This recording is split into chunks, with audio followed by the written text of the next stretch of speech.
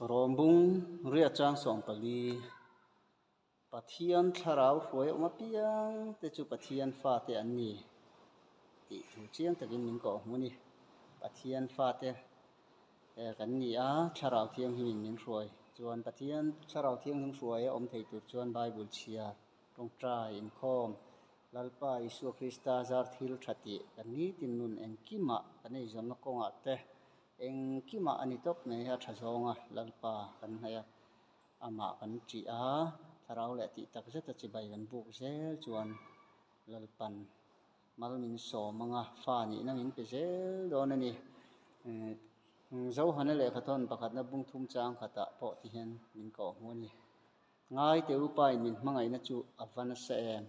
pathian fa te min huwa ta khi ti thu kan hmu le ni pathian fa te kan ni a ama kan chi ama kan haya ama kan faka kan choi ngoi ve i lam tuala ani amo lam tual kherlo te poniang kan nuna ama kan chi na te ka kan lan tir ve kan thei to khak to ka kan lan tir ve je langai ru tong trai na te poi mo khop mai biak ina nol kuin mi jinga te thian te je kan tong trai kherlo ni pon ru le thin lung ti tak zatin kan ei zon na thang thang ate tong trai ve thin ang u a thei sam chuan